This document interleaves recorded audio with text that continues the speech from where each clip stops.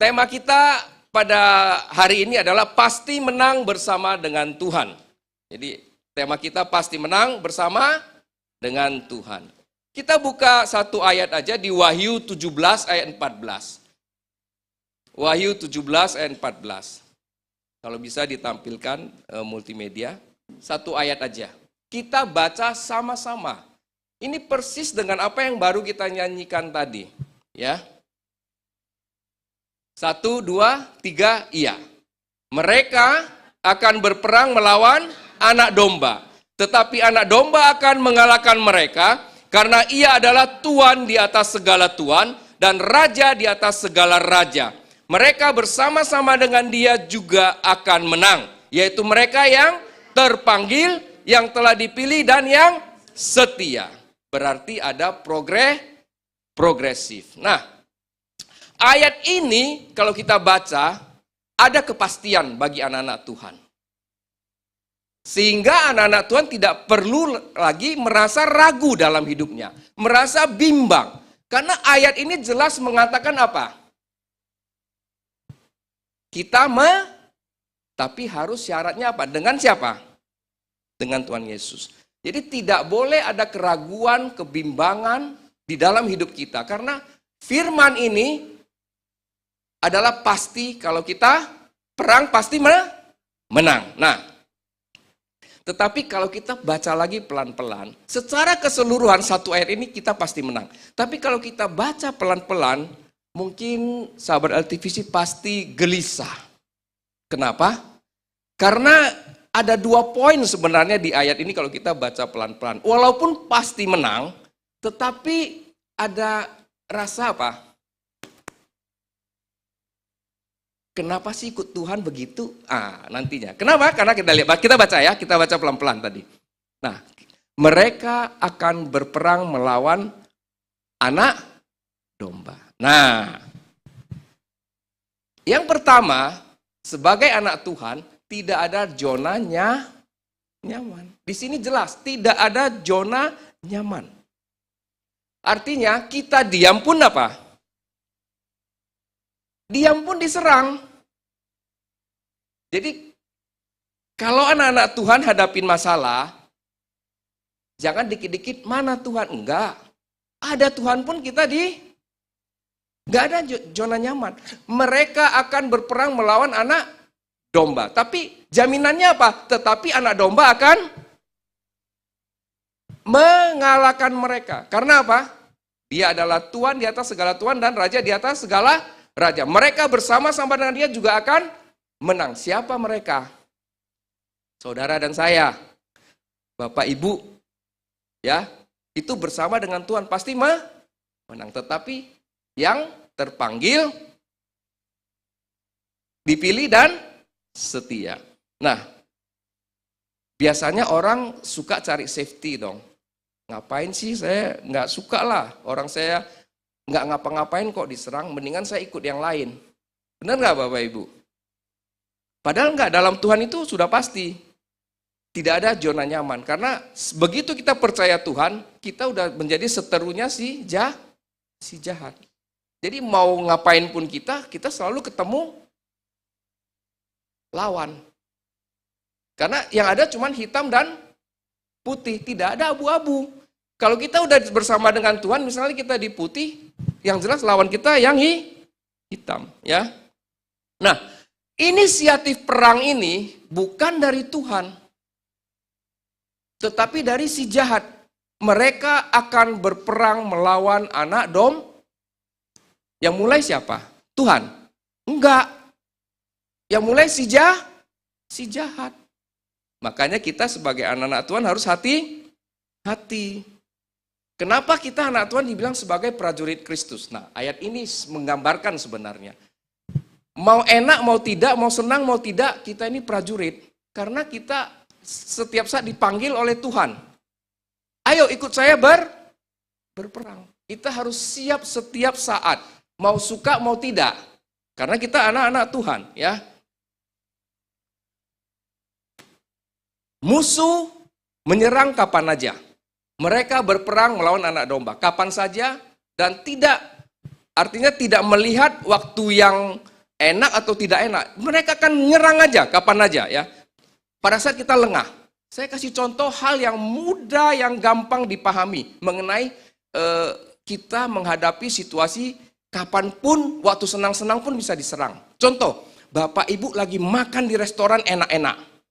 Menunya enak, restorannya terkenal.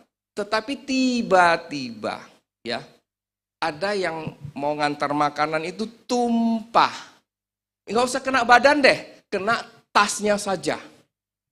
Tasnya yang mahal. Nah, itu sudah berperang itu. Perang sama siapa?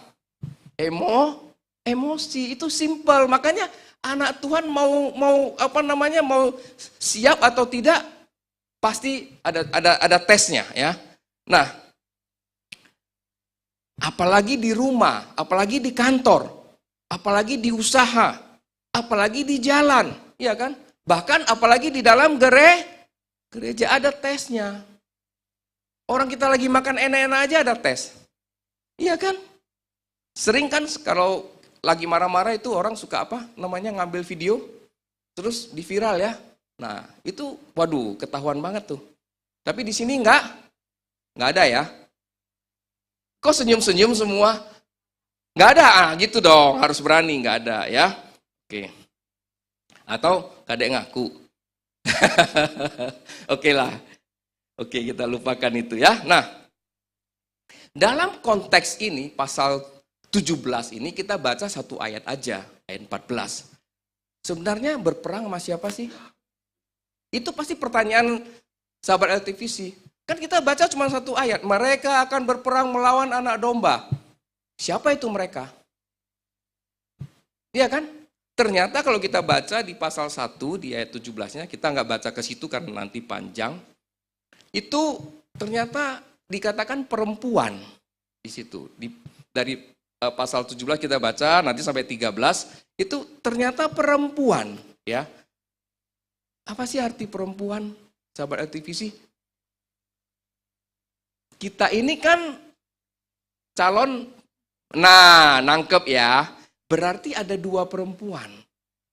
Perempuan yang palsu sama perempuan yang Nah, kalau anak-anak Tuhan yang tadi saya katakan itu tidak pernah nyaman, tidak ada zona nyaman, itu yang asli. Nah, ini ada yang palsu ini, perempuan palsu. Perempuan palsu ini adalah caranya apa? Membawa orang supaya ikut dia. Jadi kita yang tadinya anak-anak Tuhan yang asli dibawa jadi palsu ya. Nah, kalau saya lebih kerucutkan lagi, artinya perempuan ini kan gambaran kalau di Alkitab itu gereja sebenarnya. Kita ini kan gereja, ya anak-anak Tuhan semua gereja. Jadi ada gereja yang asli, ada gereja yang palsu, Bapak Ibu. Ya, jadi kita sendiri harus hati-hati, harus bisa mengerti ya. Makanya baca Alkitab itu penting. Kalau hamba Tuhan bilang baca Alkitab bosan, semua hamba Tuhan bilang begitu. Iya, karena ada yang asli sama ada yang Kalau kita nggak baca Alkitab, kita nggak tahu yang palsu yang mana. Itu dia. Harus sering-sering baca. Walaupun satu pasal, satu ayat, dua ayat, sering-sering bacalah ya. Jangan sampai tidak baca. Nah, apa sih pekerjaan perempuan ini? Perempuan yang menarik orang kepada dia, ya. Pekerjaan kalau kita baca dari ayat 1 sampai ke 13 itu kerjanya itu menebar kenajisan. Kemudian apa lagi? Menebar percabulan. Menebar perjinahan, ya. Singkat cerita saya cuma bilang beginilah. Dia menebar supaya orang tidak jadi kudus. Nah, kan Alkitab mengatakan kalau kita ketemu Tuhan harus apa? Kudus. Tidak ada cara lain. Karena Tuhan kudus, kita harus kudus. Kita sudah kuduskan. Nah, kita harus menjaga kekudusan yang sudah Tuhan berikan kepada kita. Nah, kalau kita nyebrang ke perempuan yang tadi, kekudusan yang kita peroleh dari Tuhan dengan gratis yang namanya kasih karunia, itu hilang. Kan sayang. Udah pasti kalah kita, nggak mungkin bisa menang. Ayat ini memberikan jaminan kita pasti menang. Makanya kita harus benar-benar kuat di dalam Tuhan sebagai orang percaya. Nah, saya kasih contoh begini. Bagaimana cara menarik ke dia ya. Caranya halus sekarang, nggak pakai yang serem-serem. Saya waktu berapa bulan lalu kan ada perjalanan mission trip ke Jawa Tengah. Waktu itu teman saya memesan travel kan, kita pesan bus, itu janjinya berangkat dari titik kumpul itu jam 6. Jadi jam 5.45 saya ngomong ke teman saya, bro, lu telepon dong, busnya udah sampai di mana? Begitu ditelepon, masih ada di Bekasi. Kita langsung berdiri rambutnya semua, teng teng teng. Itu kan butuh 1 jam datang dari Bekasi. Pagi-pagi lagi macet kan. Kita udah hitung-hitung, paling nyampenya jam 7 lah. Ya udah, rencana jam 6 berangkat harus molor kan. Nah, waktu kita tahu itu molor, apa yang terjadi? Kita semua yang berangkat itu udah paham. Nggak mau kena tipu. Kalau kita semua emosi, perjalanannya nggak damai. Pelayanannya nggak berhasil. Pasti ada banyak gangguan, tapi kita semua tahu, kita cuman kita kumpulin barang semua di depan pintu, supaya mobil datang, nanti kita langsung naik, paling 5 menit naikin barang, kita langsung jalan. Nah, singkat cerita, habis itu kita kumpulin, ayo kita doa lagi, ya kita doa semuanya supaya hatinya tenang. Nah, singkat cerita benar, dia datang 6.45. Terus kita naikin barang, blek, 5 menit, langsung kita jalan. Persis masuk pintu tol depan Moy, jam 7. Nah, berarti terlambat 1 jam. Jadi sepanjang jalan kita cuma bisa berdoa, muji Tuhan, dan akhirnya apa? Gagal dia membuat kita emosi. Kita bisa menang dalam hal itu, dan pelayanannya cukup luar biasa. Ada banyak orang dimenangkan. Karena perang itu bukan asal perang sebenarnya. Perang itu harus jaga apa? Fisik dan rohani kita, ada 2 hal. Kita bertengkar aja capek loh Bapak Ibu, benar nggak? Bertengkar aja capek. Makanya apalagi benar-benar peperangan rohani ya, dengan yang tidak kelihatan itu kita harus jaga loh ya. Dan perang itu, ayat ini katakan menang, harus menang. Ya, tidak ada istilah kalah. Pasti Bapak Ibu nanya, bener lah ayatnya memang begitu, tapi faktanya banyak anak Tuhan kalah. Ya benar, karena tidak ada Tuhan. Kalau ada Tuhan pasti menang. Ayat ini mengatakan apa? Tetap ada di samping Tuhan, baru bisa menang. Ya. Nah, ayat ini memberikan kita jaminan. Kita tidak perlu ragu ya. Tidak perlu ragu sama sekali ya. Dan tidak perlu takut. Tetapi ada syaratnya.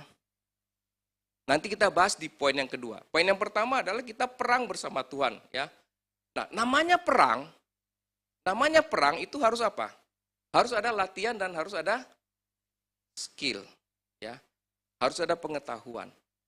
Tidak usah bicara perang deh. Olahraga aja ada latihan. Olahraga ada ada skillnya ya. Orang main bulu tangkis, main volley, main basket itu ada skillnya, perlu latihan, ada pengetahuannya. Apalagi perang secara rohani. Skillnya dari mana? Latihannya dari mana? Pengetahuannya dari mana? Latihannya itu pelayanan, nggak ada cara lain. Nggak ada cara lain, latihannya dari pelayanan. Kita akan ketemu macam-macam masalah dalam hidup ini. Nah, kita layanin. Nah, itulah latihan kita. Sehingga kita menjadi kuat. Ya, skillnya kita dapat dari mana? Dari praktek. Kalau kita nggak praktek, kita nggak bisa tahu. Nah, pengetahuannya dari Alkitab. Dari Alkitab kita bisa kuat ya, kita bisa maju terus dan menang bersama dengan Tuhan. Nah, ada jaminan kemenangan buat kita. Tadi kita berperang sama Tuhan, tapi ada jaminan menang.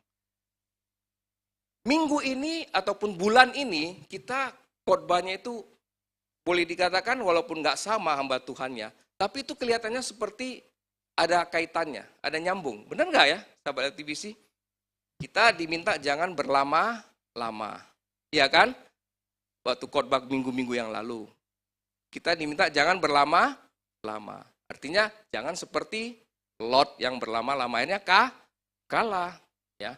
Kemudian kita diajarin lagi bagaimana supaya kita bisa dipilih oleh Tuhan. Ya kan? Kita dipilih oleh Tuhan. Masih ingat khotbah Pak Sudarmaji? Mungkin lupa ya. Saya refresh saja ya. Refresh kembali. Karena ini ada sangkut pautnya. Ya, supaya kita bisa menang dan ada jaminan menang itu kita raih. Nah, ada golongan yang boleh ikut Tuhan dan tidak boleh ikut Tuhan. Ya. Nah, kriteria yang tidak boleh ikut Tuhan itu satu, sombong. Kedua, mengandalkan kekuatan sendiri. Ketiga, takut. Keempat, memuaskan diri sendiri. Kelima, tidak siap. Itu yang tidak bisa ikut Tuhan ternyata.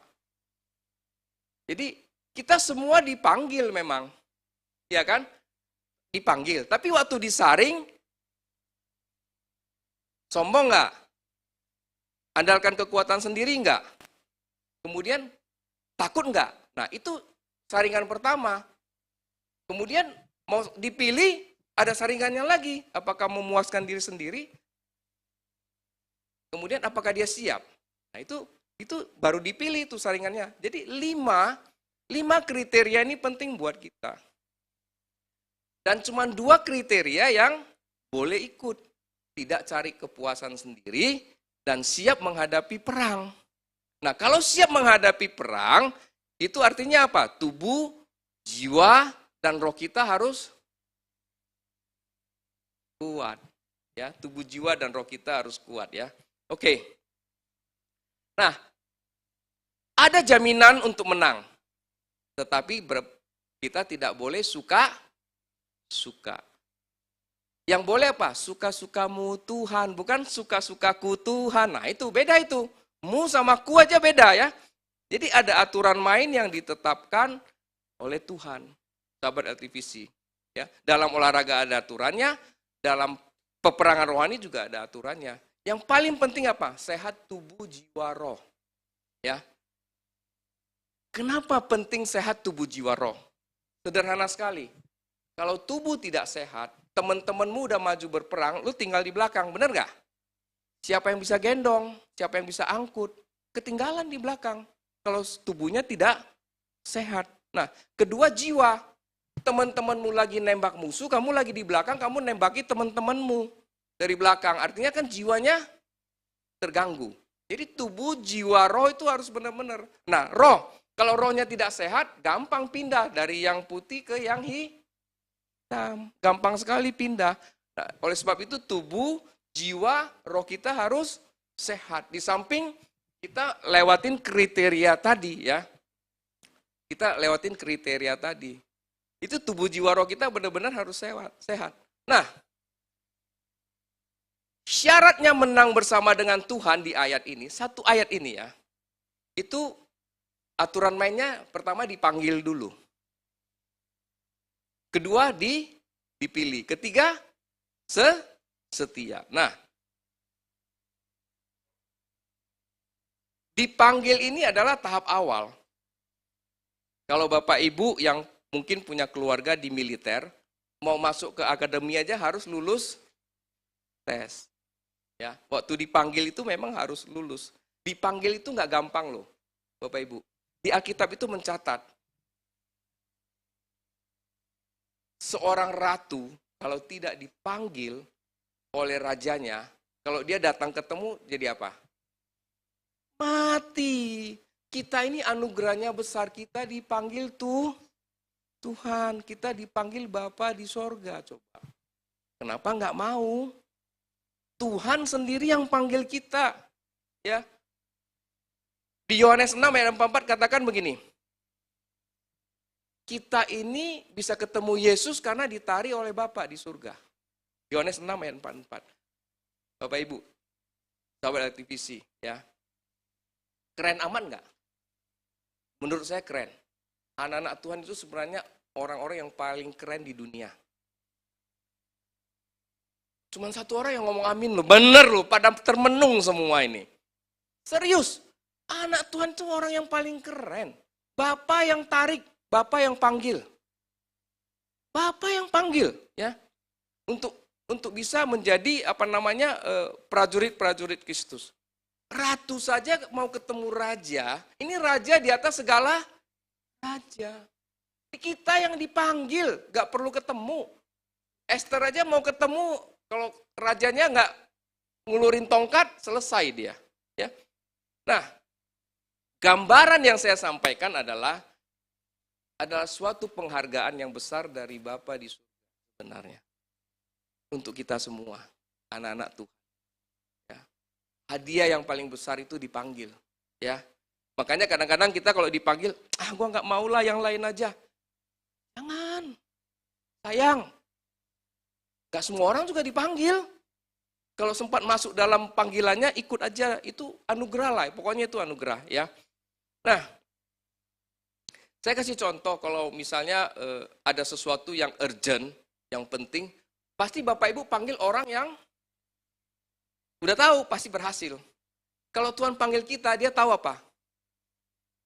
Kita pasti nggak mungkin Tuhan panggil yang nggak berhasil. Itu renungkan saja. Artinya apa? Di dalam kita itu sudah ada roh kemenangan. Dalam kita nggak ada ya roh kemenangan ya. Nggak ada. Ini artinya ada jiwa untuk menang lah kalau ngomongnya ya. Artinya Tuhan panggil kita karena dia tahu kita pasti Makanya jangan tolak kalau panggilan Tuhan ya. Kita bisa lihat di Alkitab, waktu Tuhan panggil Abraham, dia tahu Abraham pasti berhasil.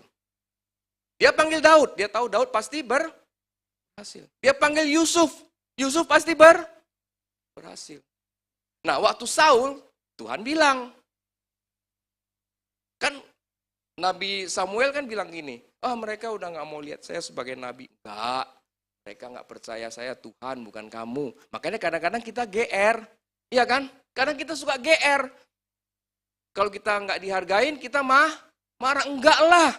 Ngapain mikirin? Pokoknya yang gituan nggak usah. Tuhan aja bilang, enggak, Nabi Samuel nggak apa-apa. Kamu bukan nggak dihargai. Dia nggak hargai saya sebagai Tuhan. Gitu loh. Kan simple sebenarnya. Iya kan? Nah, sahabat LTVC yang dikasih Tuhan, kita dipanggil anugerah besar. Terima itu, lakukan itu dengan baik ya. Karena setiap orang punya kelebihan, punya kekurangan. Tuhan itu pasti tahu manggil kita, menaruh kita di posisi yang sesuai dengan apa yang kita bisa lakukan. Nah, kalau begitu, pada saat kita dipanggil, apa yang harus kita lakukan? Jangan tegang, sahabat LTVC ya. Jangan tegang. Kita dipanggil Tuhan itu kita juga harus mempersiapkan diri selain tubuh, jiwa, roh tadi. Ya, kita harus mempersiapkan iman kita. Karena progresif sifatnya, dipanggil, dipilih, dan setia. Untuk bisa sampai kepada setia butuh iman. Kita harus mempersiapkan iman. Karena antara harapan, iman, dan percaya itu terkait Bapak Ibu. Harapan, iman, dan percaya itu terkait semua. Ya. Nah, kalau mau sampai setia, itu berarti fondasi imannya harus dalam, nggak bisa cetek. Harus makin dalam ya, sahabat-sahabat LTVC ya. Nah, seperti waktu Abraham disuruh lihat bintang di langit. Lihat bintang di langit, dia bilang. Nanti anakmu akan seperti banyaknya seperti itu. Lihat pasir di pinggir laut, nanti anak cucumu akan seperti itu. Padahal apa? Anaknya udah ada. Belum, Bapak Ibu. Nah, di situ iman. Makanya Abraham disebut apa? Bapak orang beriman. Jadi waktu kita dipanggil Tuhan, kita harus punya iman, beriman. Jadi iman kita sama imannya Tuhan itu harus koneksi terus. Supaya bisa apa? Diperkuat, ditambah terus. Kita kadang-kadang kan setengah jalan kan suka low bad. Benar, setengah jalan bisa drop. Artinya baterainya drop. Jangan, pokoknya tetap berhubungan dengan Tuhan. Jadi pada saat kita dipanggil, kita harus prepare Pak. Iman kita, sahabat LTVC. Nah yang kedua apa? Yang kita harus prepare pada saat kita dipanggil Tuhan. Motivasi kita harus benar. Motivasi kita harus benar pada saat dipanggil Tuhan. Ya. Karena motivasi itu menentukan kita dipilih atau tidak. Kalau motivasi kita benar, pasti kita dipilih oleh Tuhan. Bukan hanya dipanggil, tapi dipilih oleh Tuhan. Ya. Karena Alkitab banyak mencatat banyak motivasi yang tidak benar pada saat ikut Tuhan. Ya, kita bisa lihat di raja-raja itu, pada saat raja-raja yang memiliki motivasi yang tidak ikut dengan Tuhan, ya, motivasinya tidak benar, itu pasti berantakan kerajaannya. Mempersiapkan iman, kemudian memiliki motivasi yang benar pada saat kita dipanggil oleh Tuhan. Kemudian kita mau diperintah, tidak berbantah-bantahan. Ya. Bagaimana kita bisa dipilih kalau kita dipanggil aja suka bantah-bantah? Ini hal sederhana, ya, hal sederhana. Nah, Yosua bisa menggantikan Musa. Salah satu syarat yang terpenting yang dia penuhi adalah dia mau diperintah. Yosua itu bukan pasukan perang, bukan prajurit. Pada saat pertama kali bangsa Israel berperang, siapa yang diutus Musa? Yosua. Ada nggak di Alkitab dicatat Yosua bilang, Musa, aku ini kan cuma angkat tasmu, ya istilahnya begitu kan, jadi apa, pendampingmu aja. Tapi enggak. Di situ dicatat begitu diperintah oleh Musa, Yosua langsung jalan. Dia yang menjadi kepala pasukan waktu itu melawan bangsa Amalek. Dan singkat cerita menang.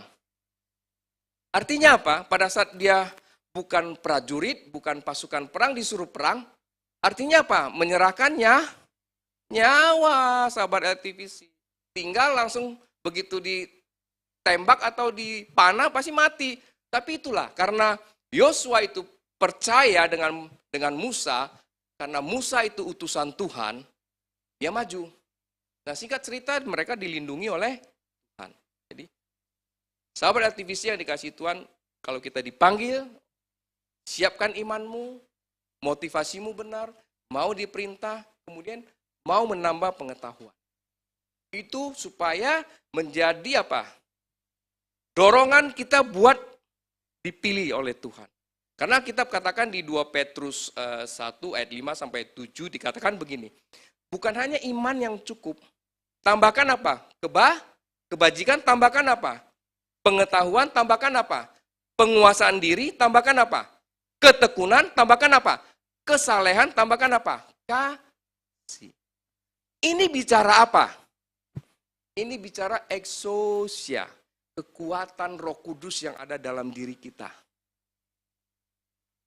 Pada saat kita dipanggil oleh Tuhan, kita benar-benar harus mempersiapkan kekuatan yang Roh Kudus berikan dalam hidup kita. Supaya apa? Supaya kita bisa dipilih oleh Tuhan.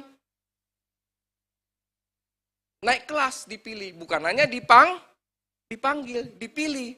Nah, Alkitab mencatat, banyak yang dipanggil, atau lebih banyak lagi yang dipilih. Bukannya salah itu firmannya. Banyak yang dipanggil, sedikit yang dipilih. Kalau kita dipilih, bersyukur. Kita dipilih Tuhan itu bersyukur. Karena kenapa? Sedikit. Ya. Artinya apa? Ayat tadi yang baru saya baca, itu ada di Matius 22 ayat 14 ya. Nah, ayat ini memberikan pengertian, banyak orang diberikan kesempatan. Everybody diberikan kesempatan. Tetapi yang mau dipilih itu sedikit. Tuhan berikan kesempatan yang sama kepada semua orang. Tapi yang mau dipilih sedikit. Dosen saya bilang begini, ini kata-katanya bagus. Dosen saya bilang begini. Sangat sedih apabila seseorang dipanggil tapi tidak mau dipilih. Sangat sedih. Renungkan itu. Itu dosen saya ngomong, saya kutip. Dosen saya orang yang luar biasa, ya. Dia katakan ini. Nah, lebih dalam lagi dia bilang begini. Lebih sedih lagi apabila seorang dipilih untuk sebuah jabatan, kemudian dia tidak memenuhi tuntutan jabatan tersebut. Itu lebih sedih. Kata dosen saya, bukan saya. Saya cuma kutip. Jangan salin saya ya. Saya cuma kutip. Dari dosen saya. Dosen saya ini bisa talk with Jesus. Luar biasa dia. Dia bilang sangat sedih. Seorang dipanggil tapi tidak mau dipilih. Lebih sedih lagi, seorang dikasih jabatan kemudian tidak memenuhinya. Itu lebih sedih lagi katanya. Ya, jangan demikian, ya. Nah, dalam hal rohani juga sama. Kita diberi kesempatan untuk bertobat semua orang, ya. Namun dalam perjalanannya kita harus mengisi pertobatan itu. Berjalan bersama dengan Tuhan. Saya tahu semua udah pikir kok lama aman, nggak selesai-selesai. Ya, ya. Oke, pada saat dipilih, apa yang harus kita lakukan? Tadi waktu dipanggil ada 4 hal dong harus kita lakukan. Iman, apalagi? Lupa. Oke. Nanti dicatat ya, diingetin ya. Oke, yang kedua pada saat kita dipilih, yang kita jaga adalah integritas dulu. Itu yang pertama, ya. Saya kira kita kerja di mana-mana di perusahaan yang dijaga apa? Integritas. Pada saat dipilih masuk ke satu posisi tertentu yang dijaga integritas. Kita mencatat banyak tokoh yang memegang integritasnya dan mereka benar-benar dekat dengan Tuhan, ya. Contoh Musa, contoh Elia, banyak sekali, ya. Saya kira sahabat LTVC di sini luar biasa. Selain memiliki integritas yang bagus, juga mau memperbesar kapasitas pada saat kita dipilih. Karena endingnya Tuhan akan angkat kita lebih tinggi lagi. Ya, kita harus memperbesar kapasitas. Kita sudah pernah membahas bagaimana memperbesar kapasitas di beberapa bulan yang lalu. Jadi khotbah kita kayaknya berseri, walaupun kadang-kadang hamba Tuhannya berbeda-beda, ya. Nah, sahabat LTVC yang dikasih Tuhan, tanggung jawab yang semakin besar memerlukan apa? Kapasitas yang besar. Karena otoritasnya besar. Itu yang harus kita ingat, ya. Nah, demikian juga di Alkitab dicatat ada proses kapasitas orang itu diperbesar pelan-pelan oleh Tuhan, ya. Raja Daud juga demikian, diproses pelan-pelan diperbesar. Dan dia orang yang berkenan di hati. Pada saat kita dipilih, kita juga harus loyal, ya. Kayak Yoab loyal kepada Daud, walaupun Daud tidak ikut perang, dia maju berperang. Itu Yoab di Alkitab mencatat, dia loyal. Saya undang pemusik semua maju ke depan, ya. Sekarang yang terakhir, menang bersama Tuhan, setia. Nah, ketika seorang berhasil meraih sebuah jabatan, pertanyaan berikutnya, apakah dia setia dalam melaksanakan pekerjaannya? Itu pertanyaan terakhir buat kita semua. Alkitab mencatat, ya. Alkitab mencatat ada 2 nama yang mendapat pujian dari Tuhan di Alkitab. Ya. Abraham